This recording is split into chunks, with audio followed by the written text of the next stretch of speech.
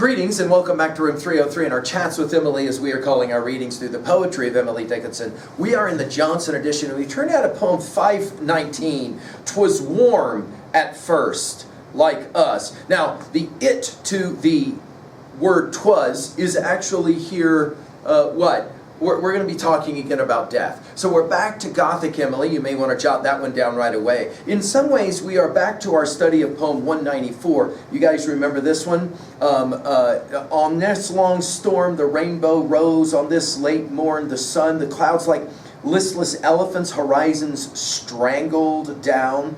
The birds rose smiling in their nests. The gales indeed were done. Alas, how heedless were the eyes on whom the summer shone. The quiet nonchalance of death no daybreak can bestir. The slow archangel's syllables must awaken her. You'll maybe remember as well when we did poem 216, one of her most famous poems of death. Safe in their alabaster chambers, untouched by morning and untouched by noon, sleep the meek members of the resurrection, rafter of satin and roof of stone. Light laughs the breeze in her castle above them, babbles the bee in a stolid ear, pipe the sweet birds in ignorant cadence. Ah, what sagacity perished here. Now, in this poem, we're going to be recognizing Emily's challenge to compare living to dying. Now, our assumption is that you've been following our stuff at learnstrong.net. Down that left-hand side, Chats with Emily, our playlist. I'm hopeful that you worked through our set of introductory comments, where we commented on the fact that Emily had death all around her, all the time, it seems. And as well, I'm hopeful that you've already worked through the preceding 518 poems. We just finished with 518, Her Sweet Weight. Now, no artist, you could make the argument, has spent more time trying to gain as many perspectives on death as possible. And one scholar has pointed out that during Emily's lifetime, death was as close to her as the next room. And in this poem as well, one scholar has pointed out a certain kind of patient curiosity, we might say, to the whole question of death and dying. She says it this way: "'Twas warm at first, like us, until there crept upon a chill like frost upon a glass, till all the scene be gone. The forehead copied stone, the fingers grew too cold to ache, and like a skater's brook, the busy eyes congealed. It straightened, that was all. It crowded cold to cold, it multiplied indifference as pride were all it could. And even when with cords 'twas lowered like a weight, it made no signal nor demurred, but dropped like adamant." Now, of course, the word picture here is simple, yes? So you dig the hole where you're going to bury the person. The person is placed inside of some coffin or physically dropped into the hole. But to show respect for the body, you use ropes or cords to lower that individual down into the grave or to the hole. She'll begin, though, by pointing out about this body that once it was warm, this dead body. Notice, dash, at first, dash, like us. So notice this identification with the dead. In other words, you've not met any 200-year-old people. That thought, of course, allowed to sink in. Everyone must come to this end. We start out warm, we end out cold, right?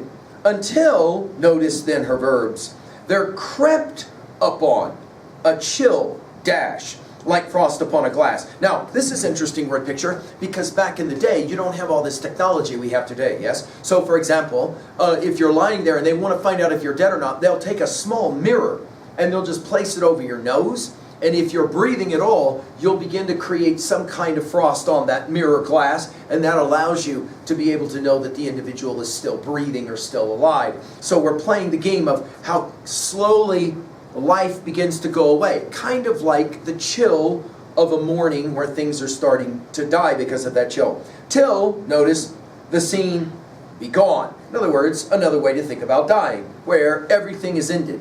Then notice how the different body parts focused on. The forehead copied stone. Of course, we're going to get to adamant, stone, at the very last word of the poem. The fingers grew too cold to ache, And like a skater's brook, an image from childhood, obviously, the busy eyes congealed. So in other words, she's pointing out how death, which she had seen, I mean, guys, remember, in Emily's time, most of the time you die in the very bed you slept in all your life. The hospital comes to you. You don't go to the hospital. You don't die somewhere else. You die literally in the room where you spent your whole life sleeping. Okay? In the same bed where you spent your whole life sleeping. And what is death like? Well, slowly the body begins to change, begins to grow hard, cold, if you will, right? And then finally, the busy eyes will congeal, the eye of death. Notice then we're back from I to it. It straightened the body, hardening, right, tight. That was all. And that's the end of it. It crowded cold to cold. In other words, the corpse is cold, laid in the ground, that is cold. Right? Cold to cold. It multiplied indifference. Now, you might want to circle that word, because many have said that's the key word of this poem. Indifference. There's a tone here in this poem that doesn't seem to be suggesting that all of this is very tragic, but more to the point, kind of the way things are, right? Indifference. As pride were all it could. In other words, the pride in the body. Think about all of the people who spend so much time making sure their body looks so stunningly beautiful, and yet this is what all of us will come to. Everyone will come to this. Even the most stunningly beautiful body will ultimately find its way to a moment such as this.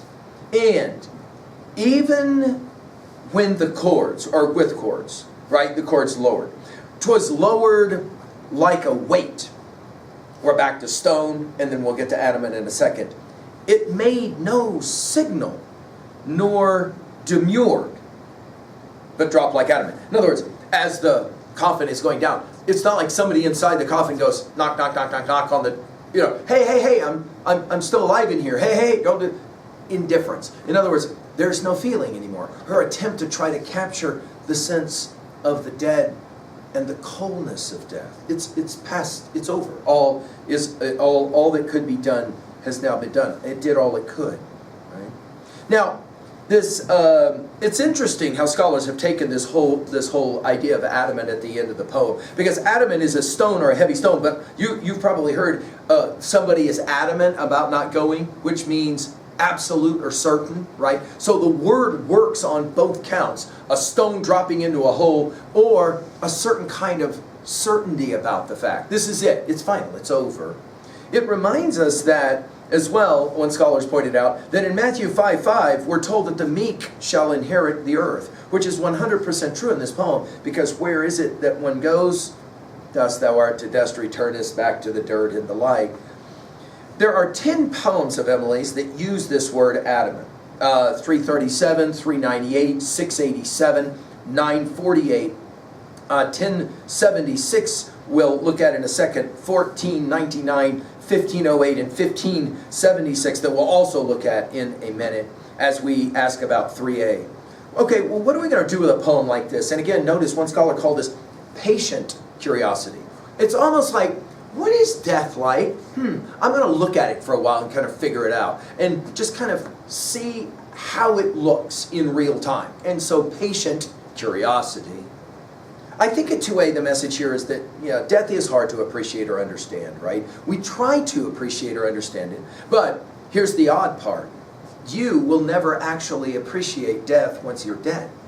The only way that you can appreciate death or dying is while you're alive. So you can pay attention to it, but we don't understand it. Do you get me? It doesn't make sense to us, but we're the closest to making sense that death will ever be, because once you're dead, you have no capacity to make sense of it.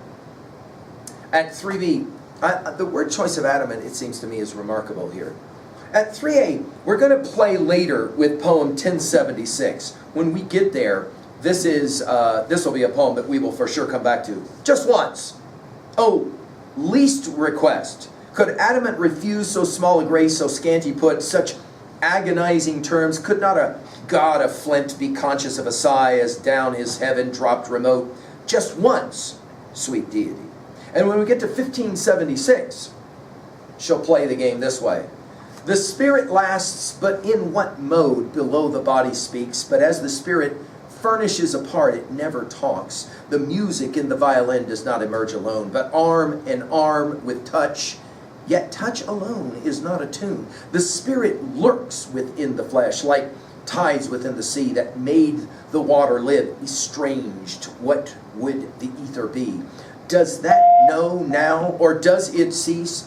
That which Isaiah, to Isabel, this is please done, come to the office. resuming at a mutual Isaiah, date, Isabel, please with come to the every office. future one. Instinct pursues the atom, exacting this reply. Adversity, if it may be, or wild prosperity. The rumor's gate was shut so tight before my mind was shown.